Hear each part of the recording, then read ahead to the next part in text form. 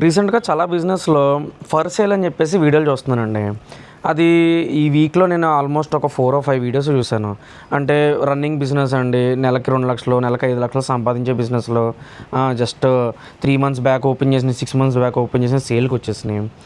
Sir అసలు business ఎలా పెడుతున్నారండి? మీకు అమౌంట్లు ఉన్నాయి, లేకపోతే అప్పులు చేసి తెచ్చేస్తున్నారు, ఏదో ఒకటి పెడుతున్నారు, తీసేయడం అలా కాదండి. ఒక బిజినెస్ రన్ చేయాలంటే మినిమం దానికి 3 to 6 months టైం ఇవ్వాలి.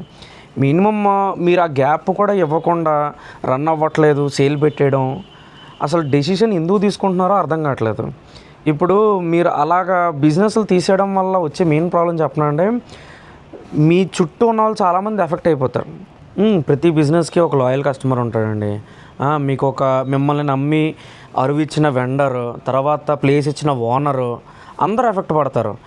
మెయిన్గా ఎవరు పడతారో చెప్పనండి, మీ ఏజ్ గ్రూప్లో కానీ లేకపోతే మీ సర్కిల్లో కానీ ఎవరైనా బిజినెస్ పెడదామని ఆలోచిస్తున్న వాళ్ళు ఏం చేస్తారంటే వాళ్ళ ఇంట్లో కానీ వాళ్ళ వైఫ్ కానీ ఎవరన్నా, మీ ఫ్రెండ్ ఇప్పుడే కదా పెట్టాడు, 3 నెలల్లో తీసాడు, ఇప్పుడు నువ్వు పెడతావు, నువ్వు తీసేయాల్సి వస్తుంది, అవసరమా మనకి, కామ్గా నీ పని నువ్వు చేసుకో అని చెప్పి రియల్గా బిజినెస్ పెడదాం అనుకున్న వాళ్ళు కూడా ఇది ఎఫెక్ట్ అయిపోతుంది.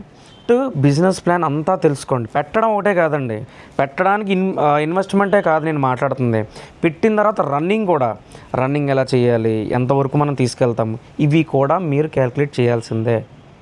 ఓకే, నాకు బిజినెస్ తీయడం అంటే ఇష్టం ఉండదు. సో ఒకళ్ళు తీసేస్తున్నారంటే ఫస్ట్ బాధపడేది నేనే. సో అందుకని నేను చెప్తున్నాను. ఓకే.